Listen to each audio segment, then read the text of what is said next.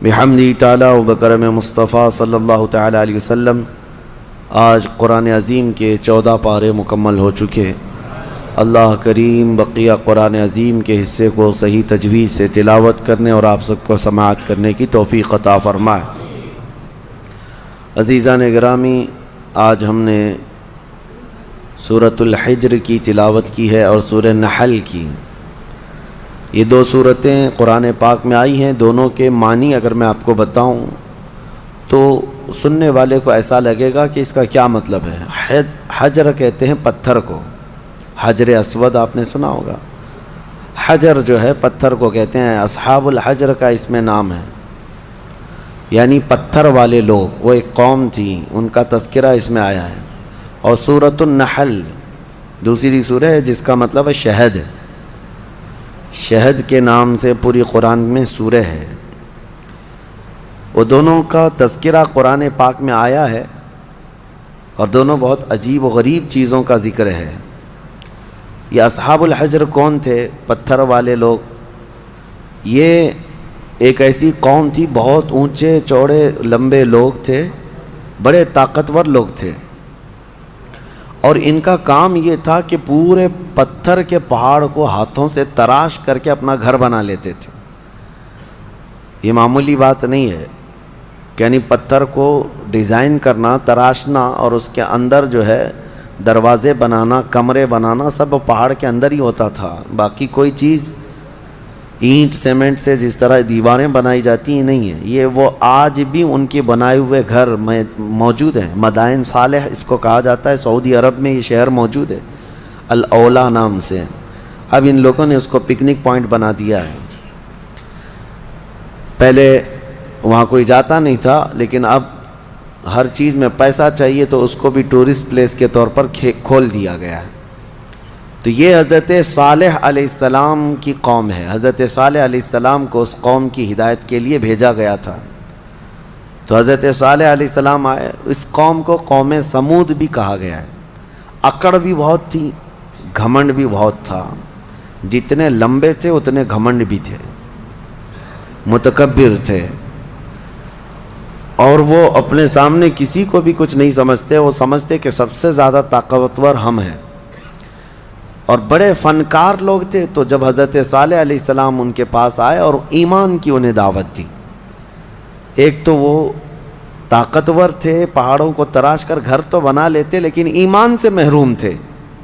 حضرت صالح علیہ السلام نے ایک خدا کی طرف دعوت دی، اللہ کی عبادت کرو اور دوسرے بتوں کی پوجا، یہ فلاں فلاں چیزیں چھوڑ دو۔ انہوں نے کہا آپ جھوٹ بولتے ہیں، یہ سب چیزیں ہوتی نہیں ہیں۔ وَلَقَدْ كَذَّبَ أَصْحَابُ الْحِجْرِ الْمُرْسَلِينَ۔ کذب کا مطلب ہوتا ہے جھٹلا دیا۔ حضرت صالح علیہ السلام کو سیدھے سے انہوں نے نکار دیا، کہا کہ آپ نبی نہیں ہیں، آپ کوئی نبی ہیں، کوئی رسول ہیں؟ تو بہرحال حضرت صالح علیہ السلام کنٹینیو دعوت دیتے رہے۔ تو اس قوم نے کیا کہا جانتے ہیں؟ ہم تو اپنے ہاتھوں سے پہاڑ کو تراشتے ہیں تو گھر بن جاتا ہے، آپ اگر سچ میں اللہ کے نبی ہیں تو اس پہاڑ سے کوئی زندہ جانور نکال کر کے دکھا دیجیے۔ آپ پہاڑ کے یعنی پتھروں سے۔ تو حضرت صالح علیہ السلام کو چیلنج کیا تھا لوگوں نے۔ نبی صالح علیہ السلام ایک پتھر کے پاس آئے اور اس پتھر کو آپ نے ہاتھ مارا تو اس پتھر سے ایک اونٹنی پیدا ہوئی، اور وہ بھی حاملہ اونٹنی، چلتی تھی، پھرتی تھی، ساری چیزیں۔ آپ کو میں یہ بات بتا دوں کہ جانور سے جانور کا پیدا ہونا یہ نیچرل ہے، اور کسی پتھر سے ایک جاندار پیدا ہو جانا، اس کو کیا کہیں گے؟ یہ معجزہ ہے۔ اب یہاں پر میں رک کر کے آپ کو یہ بتا دوں، کچھ لوگ یہ کہتے ہیں یہ سب کہانیاں ہیں اسلام میں، جیسے ایتھسٹ، ان کے بہت اعتراضات ہیں کہ معجزہ ایسا کیسے ہو سکتا ہے، چاند کیسے پھٹ گیا۔ آپ کہتے ہیں یہ سب تو آپ کی بنائی ہوئی باتیں ہیں، یہ معجزے کو نہیں مانتے کہ نیچر کے خلاف ایسا نہیں ہو سکتا۔ ہم کہتے ہیں نیچرل چیز آپ کو یہ لگتی ہے، لیکن کچھ چیزیں ایسی ہوتی ہیں جس کو سپر نیچر کہا جاتا ہے، قانون سے بھی بڑھ کر کے کوئی چیز ہوتی ہے۔ قانون سے بڑھ کر کے، یعنی کوئی چیزیں ہیں دنیا میں، کچھ قانون ہے. میں آپ سے پوچھتا ہوں، گریویٹی کا قانون پتہ ہے نا؟ اکثر سارے بچے جو پڑھے لکھے ہیں وہ جانتے ہیں گریویٹی، یہ لا آف گریویٹی جس کو کہتے ہیں، کوئی بھی چیز اوپر جائے گی تو زمین کی طرف نیچے گر جائے گی. ہاں، ایک چھوٹی سی بھی چیز، ابھی اس کو میں انگوٹھی کو ادھر چھوڑوں تو کیا یہ رکھی کھڑی رہے گی؟ قانون کیا ہے؟ گریویٹی کا جو لا آف گریویٹی، ہر چیز زمین اس کو کھینچتی ہے، کشش ثقل اس کو کہتے ہیں، ہر وزنی چیز کو زمین اپنی طرف کھینچ لیتی. یہ قانون ہے، لا آف گریویٹی ہے.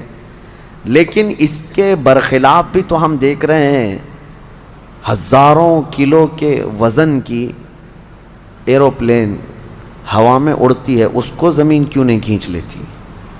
یہ کچھ لا آف گریویٹی سے بڑھ کر کے کوئی انسان ہی نے بنایا نا، اور دنیا اس کو ایکسیپٹ کر رہی ہے. ہونا تو یہ چاہیے، پانی میں ایک چھوٹا سا تنکا بھی ڈال دو، کیا ہوگا؟ پانی میں اندر چلا جائے گا. لیکن ہزاروں ٹن وزن لے کر کے کچھ شپ، کچھ جہاز پانی پر ایسے ہی تیرتے ہوئے جاتے ہیں، انسانوں کو بھی لے کے چل رہے ہیں، سامان کو بھی لے کے چل رہے ہیں. تو قانون جو ہے اس سے ہٹ کر کے بھی تو کچھ چیزیں ہوئی ہیں نا، دنیا میں ہو بھی رہی ہیں. تو معجزہ جو ہوتا ہے وہ سپر نیچر ہے، اور یہ بھی اللہ کے نبیوں سے ہے. جب لوگ ان سے مطالبہ کرتے ہیں تب اللہ تعالیٰ اپنے نبی کو یہ اختیار دیتا ہے، اور وہ نبی اپنی طاقت سے ایسا معجزہ دکھاتے ہیں. اب پتھر سے اونٹنی کا پیدا ہونا یہ معجزہ ہے. ان کو، بعض لوگوں کو یہ ہضم نہیں ہوگی بات اور سمجھ میں نہیں آئے گی. ان سے کہو اگر سمجھ میں آ جائے تو معجزہ ہی نہیں ہے. اگر سمجھ میں آ جائے، معجزہ وہ ہے جو عام انسان کی سمجھ میں نہ آئے. عام انسان کی سمجھ میں نہ آئے وہ کیا ہے؟ معجزہ ہے. حضرت صالح علیہ السلام نے کر کے دکھایا. اب وہ اونٹنی چرتی بھی تھی، آتی بھی تھی، یہ صاف نشانی دیکھ رہے تھے وہ لوگ، کفار و مشرکین. لیکن ہوتا ہے نا کچھ لوگ جو انت بھکت ہوتے ہیں، گوبر بھکت ہوتے ہیں، ان کو ہزار صاف نشانیاں دکھیں، نہیں، نہ ایمان لانا نہیں ہے. انکار کر دیا انہوں نے، کہا کہ یہ نہیں ہو سکتا. تو حضرت صالح علیہ السلام کی اونٹنی چرتی تو رہی، اور اس کے بعد ہوا یہ کہ وہ جو گاؤں کا تالاب تھا، جب وہ اونٹنی اس میں پانی پینے جاتی تو پورا پانی پی جاتی. تو اب ان کو ڈر لگنے لگا کہ ہمارے مویشی، ہمارے جانور کہاں پانی پئیں گے. تو وہ دشمنی کر بیٹھے اللہ کی اونٹنی سے. اس کو ناقۃ اللہ کہا ہے قرآن میں، ناقۃ اللہ، اللہ کی اونٹنی ہے. تو اب پھر اس کی دشمنی کرنے لگے. حضرت صالح علیہ السلام نے ڈرایا، یہ اللہ کی نشانی ہے، اس کے ساتھ چھیڑ چھاڑ کرو گے تو اللہ کا عذاب آئے گا، اس اونٹنی کو کچھ نہ کرنا. ہاں، پانی کی ضرورت ہے، میں باری لگا دیتا ہوں، ایک دن یہ اونٹنی پانی پیے گی، ایک دن تمہارے جانور پانی پئیں گے. اس طرح باری لگی، سب کو پانی ملتا تھا. لیکن اس کے باوجود یہ قوم سمود جو غرور اور گھمنڈ میں مبتلا تھے، انہوں نے ایک دن حضرت صالح علیہ السلام کی اس اونٹنی کو پکڑا اور تیر مار کر کے اس کو قتل کر دیا، اس کو مار دیا. جب اونٹنی جیسی ہی ختم ہو گئی، اللہ کا عذاب آنا تھا. وہ کیا کہتے تھے پتہ ہے؟ ہمیں پتہ ہے عذابات کا آپ جو ڈر سناتے ہیں، اگر نوح علیہ السلام کی قوم پر جیسے عذاب آیا تھا، کیا آیا تھا؟ طوفان، پانی بھر گیا تھا. اگر آسمان سے بارش بھی نازل ہو، طوفان بھی آئے تو ہمیں کچھ فرق نہیں پڑے گا، کیونکہ ہم بہت اونچے پہاڑوں پہ رہتے ہیں. پتھر کے پہاڑ اس کے اندر رہتے تھے، پہاڑ تو نہیں بہیں گے. دوسری چیز، اگر لوط علیہ السلام کی قوم پر جیسے عذاب آیا پتھر برسنے کا، اگر وہ بھی آ جائے تب بھی ہمارے پہاڑوں جیسے گھروں پر کچھ بھی اثر نہیں ہوگا. کون سا عذاب؟ اگر بہت تیز ہوائیں بھی آئیں تو پہاڑوں کو اٹھا کے تو نہیں لے جا سکتی. یہ پورا ایک ایک پہاڑ 2000 3000 فٹ اونچے پہاڑ ہیں. آج بھی جا کے دیکھ سکتے ہیں آپ، اتنے اونچے اونچے پہاڑوں کو تراش دیتے تھے لوگ اور گھر بنا کر اس میں رہتی کہ ہوائیں بھی اس کو نہیں اڑا سکتی. تو طوفان کا عذاب، پتھر کی بارش کا عذاب، یا پھر ہواؤں کا عذاب کیا آئے گا؟ وہ چیلنج کرتے تھے حضرت صالح علیہ السلام کو. حضرت صالح علیہ السلام نے اللہ کی بارگاہ میں عرض کی کہ مولا، میں نے جو دعوت دینی تھی ان کو دے دی اور یہ سرکشی پر اتر آئے ہیں. تو اللہ تعالیٰ نے عذاب جو بھیجا وہ کیسا عذاب تھا. فَأَخَذَتْهُمُ الصَّيْحَةُ. یہاں اللہ تعالیٰ فرماتا ہے صیحہ ایک لفظ ہے قرآن میں، چیخ کا عذاب. چیخ کا عذاب. میں آپ کو ابھی بتاتا ہوں قرآن سے کیا کیا چیزیں ثابت ہیں. معجزے کو آج سائنس کے اعتبار سے میں منواتا ہوں آپ کو. جیسے ابھی میں نے کہا کچھ قانون ایسے ہیں جو سپر نیچر ہے، قانون سے جو عام ہیں اس سے بڑھ کر کے.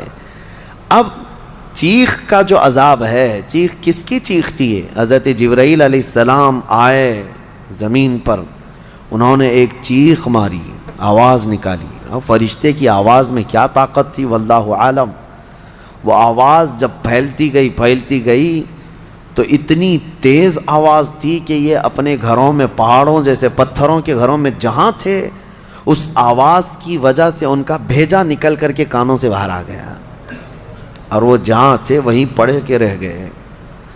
آواز کو برداشت نہیں کر سکتا آدمی. اب میں آپ کو بتاؤں، دنیا چیخ کے عذاب کو دیکھ چکی ہے، تبھی جا کر کے یہ بم والی جو آج کیفیت ہے کئی جگہوں پر، جو بارود بم وغیرہ جو بنائے گئے، اس میں ہوتا کیا ہے؟ صرف آگ نہیں لگتی ہے بلکہ اس میں آواز ہے، اور جتنی تیز آواز ہوتی ہے اتنی تیز ہلاکت ہوتی ہے. جتنے بم بنائے جاتے ہیں، ایٹم بم ہوں یا اور بھی دوسرے، اس میں بہت سخت قسم کی آواز، جب وہ بم پھٹتا ہے تو یہ آس پاس کی چیزیں جو ٹوٹتی ہیں یہ بارود کی وجہ سے نہیں ٹوٹتی، صرف اس آواز کی وجہ سے ٹوٹتی ہیں. آواز کے اندر یہ طاقت ہے. کبھی آپ ڈی جے کو بجتے ہوئے دیکھتے ہوں گے، جب بہت تیز ساؤنڈ ڈی جے والے لگاتے ہیں تو ہمارے گھر کی کھڑکیاں ہلنے لگ جاتی ہیں. آپ محسوس کرنا کبھی، آپ کے گھروں کے سامنے سے اگر کوئی ڈی جے جانے لگ جائے تو گھر کے برتن بھی ہلنے لگ جائیں گے. ان کو کون ہلا رہا ہے؟ برتنوں کو کون ہلا رہا ہے؟ کھڑکیوں کو کون ہلا رہا ہے؟ آواز میں اتنی طاقت ہے. یہ تو ڈی جے بہت شارٹ قسم کی آواز ہے جس کو آج آپ سن سکتے ہیں، لیکن جو بم کی آواز ہے اس کو آپ کے کان نہیں سن سکتے. اور یہ دنیا کی بنائی ہوئی آوازیں ہیں، اس سے کئی ہزار گنا زیادہ ایک فرشتے کی آواز میں طاقت ہے.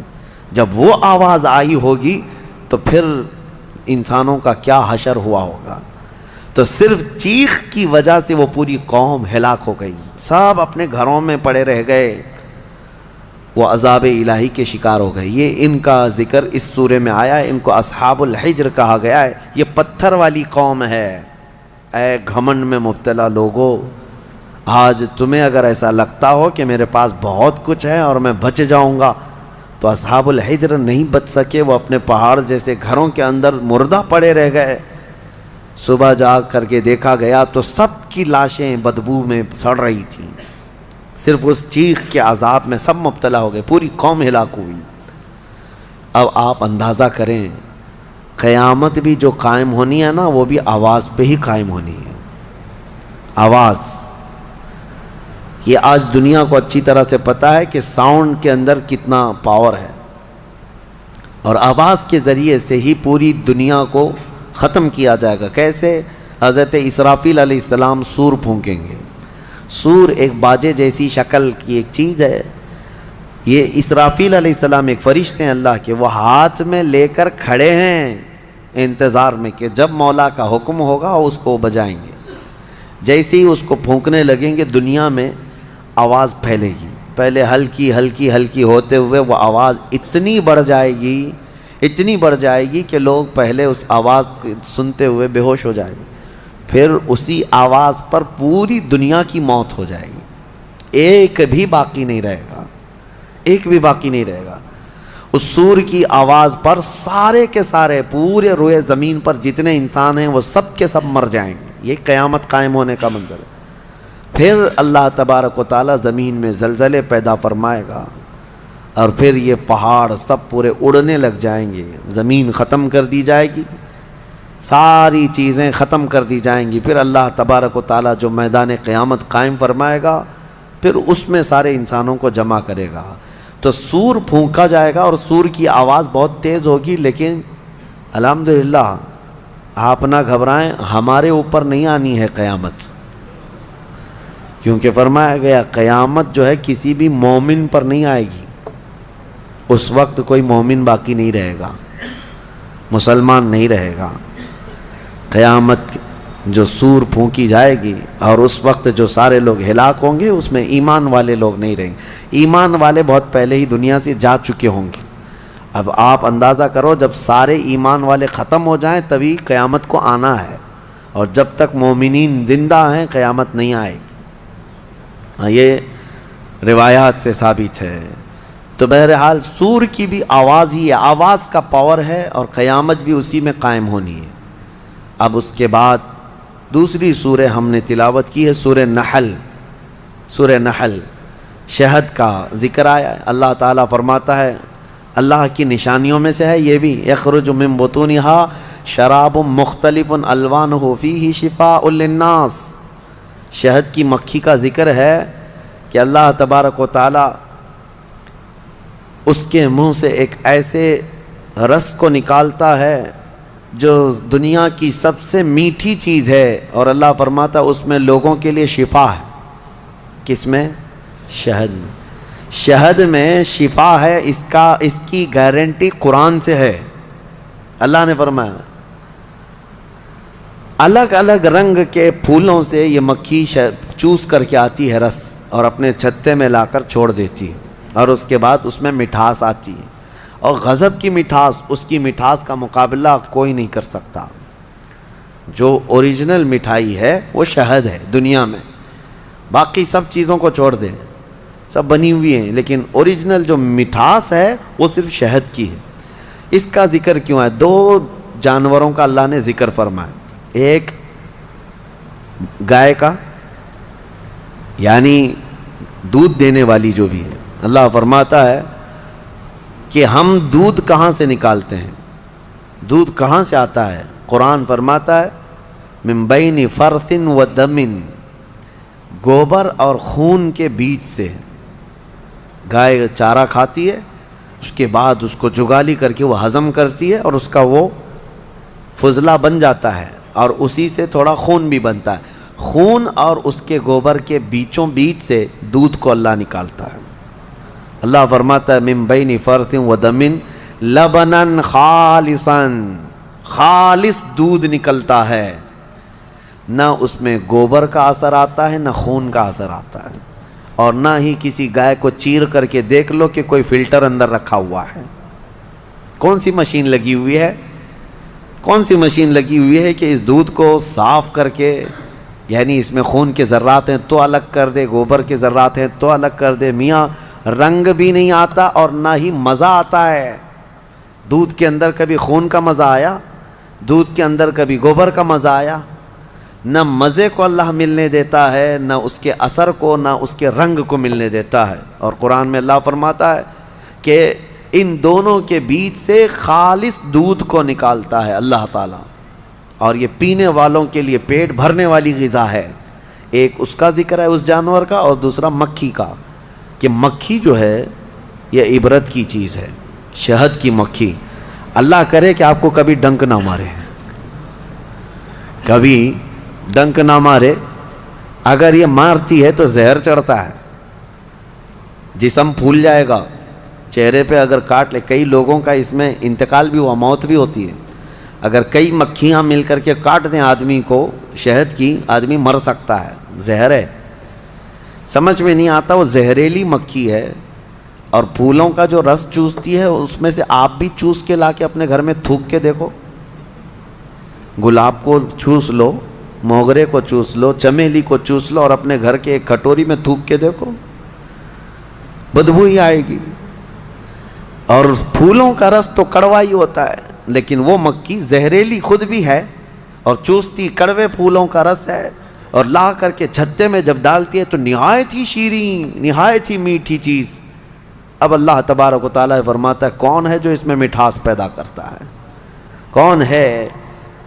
اس کو مٹھاس پیدا کرنے والا کون ہے؟ وہ خالق کائنات ہے، جو پھولوں کو رنگ دیتا ہے اور شہد کے مکھی کے منہ میں مٹھاس دیتا ہے۔ اب اسی کو کہا گیا ہے، یہ عبرت کی چیز ہے۔ ویسے آپ کو میں یہ بات بھی بتا دوں، وہ ڈنک مارے تو زہریلی، لیکن تھوک دے اپنے چھتے میں تو وہ شفا والی غذا ہے۔ ایک ہی منہ سے دو چیزیں کیسے؟ اتنا زہر بھی ہے کہ کاٹے تو مر جائے، اور اتنا ہے کہ اپنے گھر میں چھوڑے تو بیماروں کو شفا بھی ہو جائے۔ ایک ہی مکھی کے اندر یہ دو چیزیں۔ اعلیٰ حضرت فاضل بریلوی رضی اللہ تعالیٰ عنہ کی یاد آتی ہے، آپ نے فرمایا گستاخان رسول کو، وہ فرماتے ہیں اعلیٰ حضرت ظالموں میں شہد کی مکھی کی طرح ہوں۔ اعلیٰ حضرت اپنے آپ کو کہتے ہیں میں شہد کی مکھی کی طرح ہوں، جس کی مٹھاس کا بھی جواب نہیں، جس کے ڈنک کا بھی جواب نہیں۔ وہ اپنوں کے لیے میٹھا رس دیتا ہے اور ظالموں کے لیے وہ ڈنک بھی مارتا ہے۔ اعلیٰ حضرت نے اپنے لیے مثال میں فرمایا شہد کی مکھی کی طرح۔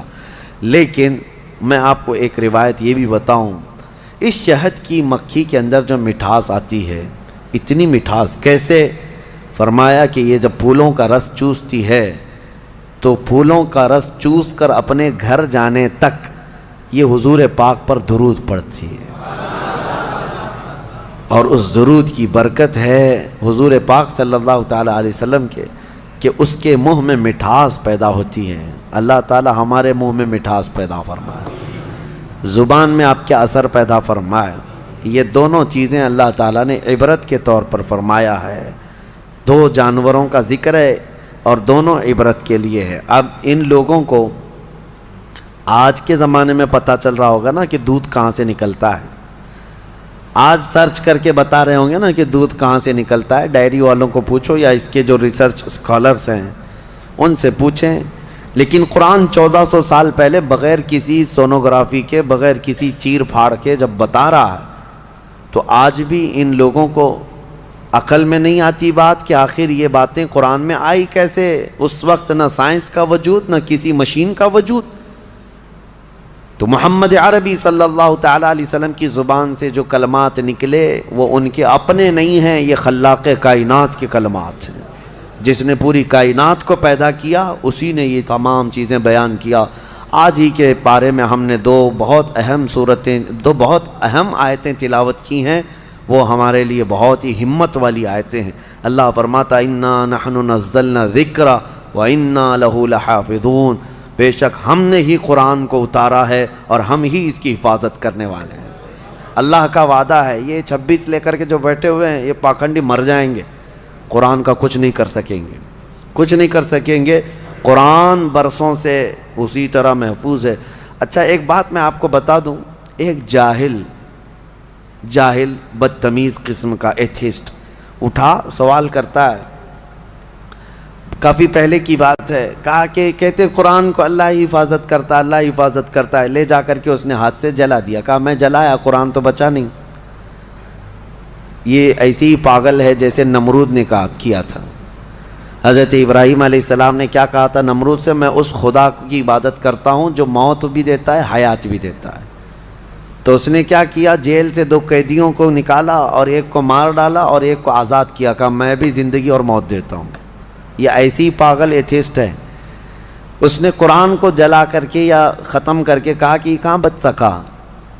نادانوں، قرآن کا مطلب یہ اوراق نہیں ہے، یہ فنا ہے، یہ چیزیں ورق جو ہے یہ دنیا کی بنی ہوئی ہے۔ ہم اس ریولیشن کو مانتے ہیں جو قرآن نازل ہوا ہے، جو نفس مضمون ہے، وہ کبھی فنا نہیں ہوگا، وہ کبھی ختم نہیں ہوگا۔ وہ علم الہی ہے، وہ اللہ کی صفت ہے، وہ اللہ کی صفت ہے۔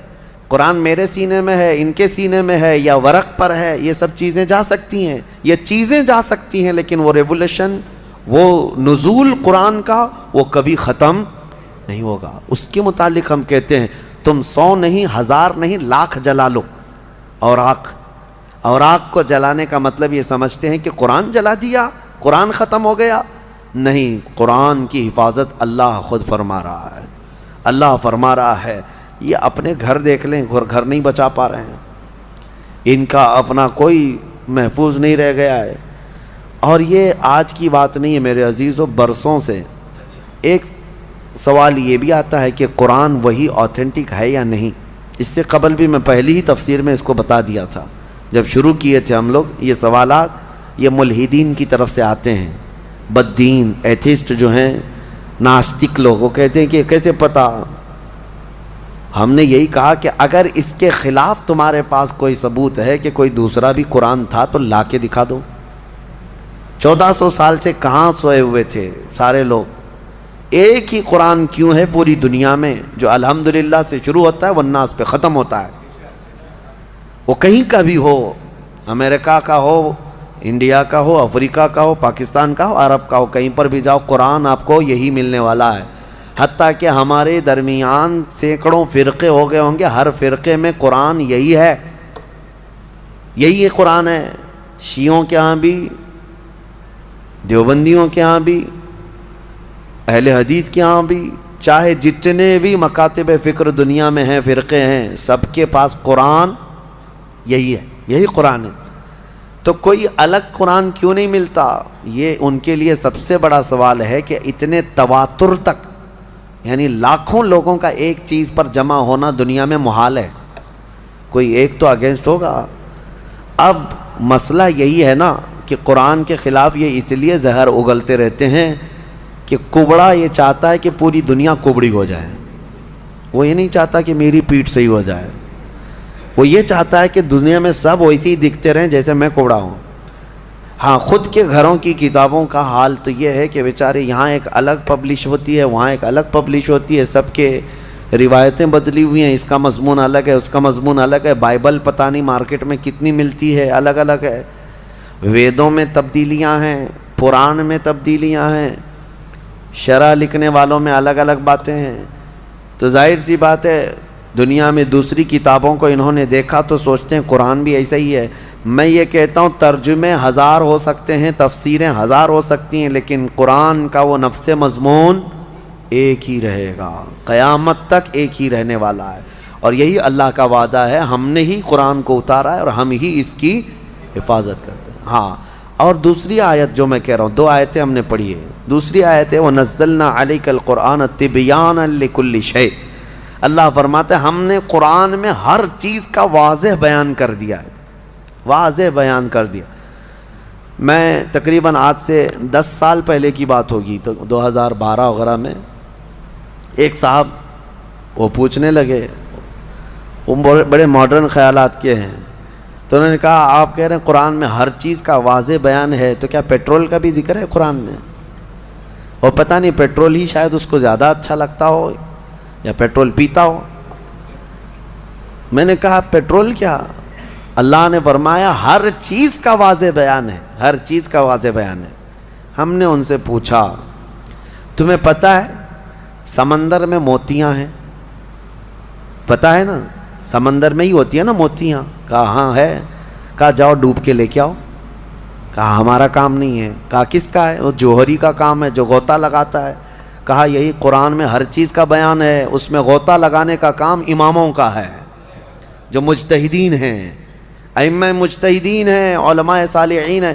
جس کا جیسا علم ہوگا وہ غوطہ لگاتا ہے اور قرآن سے نکالتا ہے. ارے سیدنا عبداللہ ابن عباس سید المفسرین صحابی ہیں، حضور سے سب سے زیادہ قرآن کی تفسیر سیکھنے والے.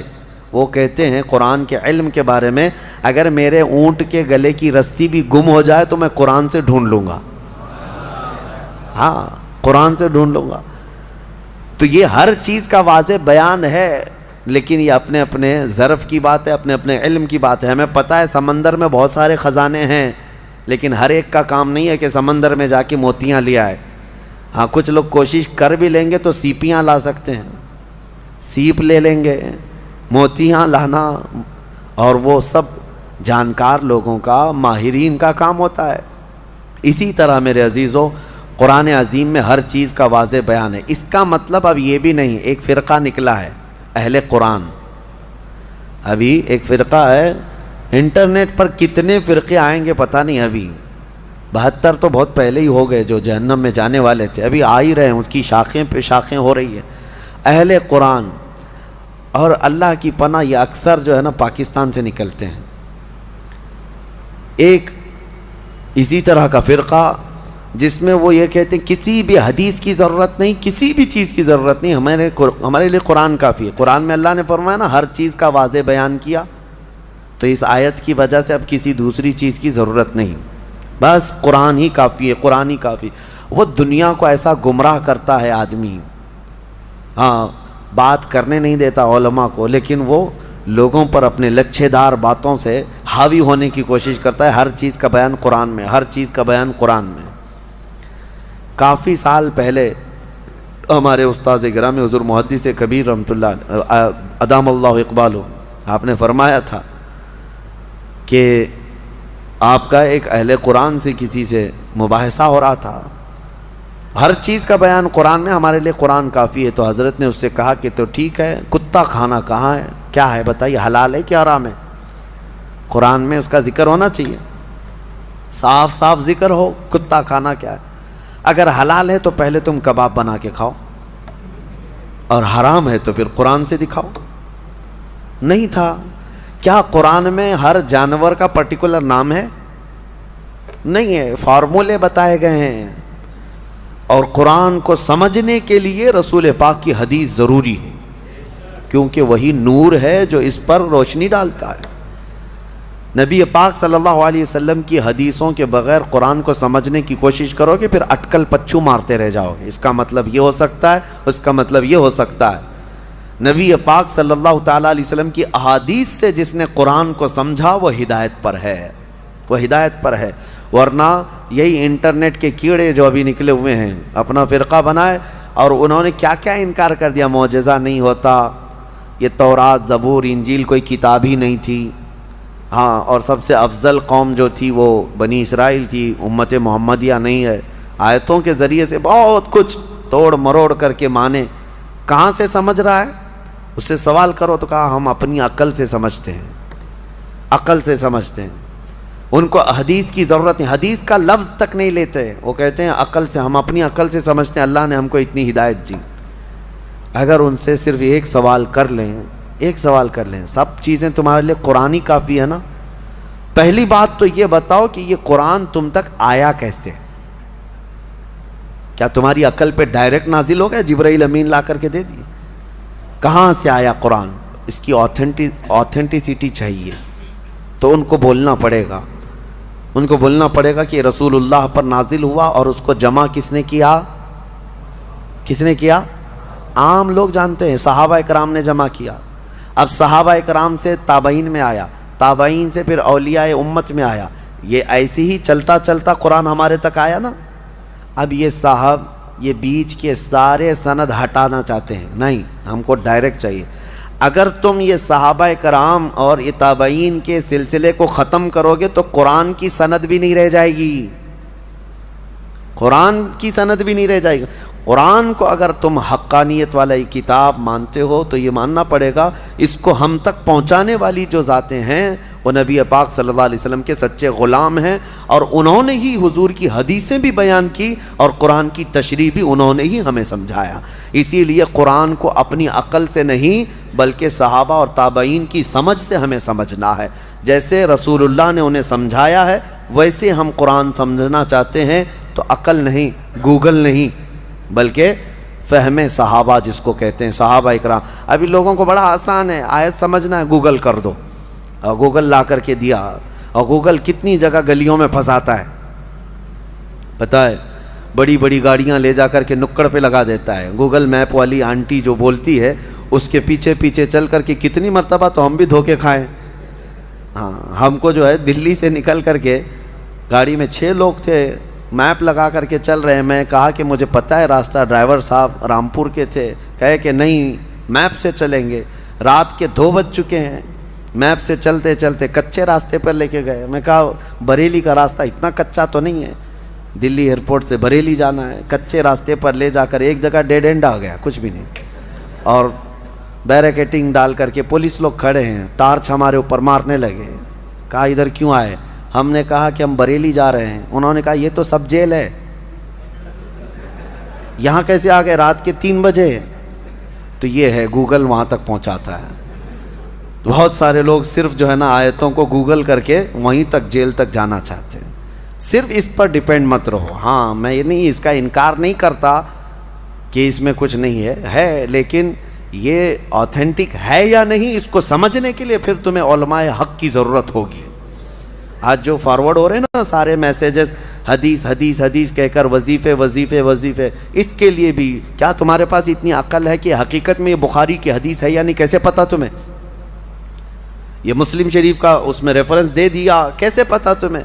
ایک بات یاد رکھو، قیامت تک جتنی بھی ٹیکنالوجی آ جائے لیکن علماء صالحین جو اصول جانتے ہیں ان کے محتاج ہی رہیں گے. امام غزالی رحمۃ اللہ علیہ فرماتے ہیں اگر علماء اس زمین پر نہ ہوں تو انسان سب جانور ہیں، وہ صرف جانوروں کی طرح گھومتے رہ جائیں گے.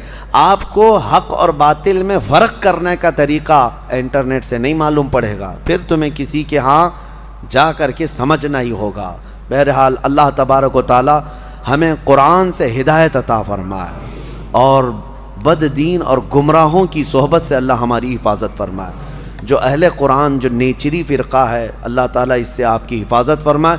جنہوں نے فرشتوں کا انکار کر دیا، شیطان کا انکار کر دیا اور جنت کا، دوزخ کا، حساب کا، کتاب کا، سب چیزوں کا انکار کر دیا. وہ کہتے ہیں جو چیز نہیں دکھتی وہ ہوتی نہیں ہے، جو چیز دکھتی نہیں ہے وہ ہوتی نہیں. وہ جتنی دکھتی ہے اتنی ہی وہ مانتے ہیں، جتنی وہ دکھتی ہے ان کو اتنی مانتے ہیں. 9 مہینے تک اپنی بیوی کے پیٹ میں بچہ بھی نہیں مانتے، جب تک آیا نہیں دنیا میں تب تک بچہ ہے نہیں. ہاں دکھنے والی چیز ہی ان کو یقین کرنا.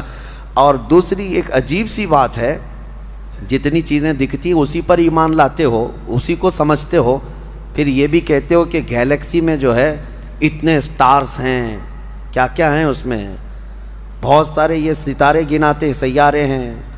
ہاں اور پھر ان کے سولار سسٹم کے جو سٹارز ہیں وہ کہاں سے انہوں نے لا کے دکھایا؟ کیا ہر آدمی دیکھ رہا؟ آپ نے دیکھا یورینس، نیپچون، پلوٹو، یہ سب پتہ ہے نا سب آپ لوگوں کو؟ آپ جا کے دیکھ کے آئیں سولار سسٹم میں جو ستارے سائنس دکھا، دیکھ کر کیا ہے؟ نہیں، لیکن سب مان رہے ہیں. کس نے کہا؟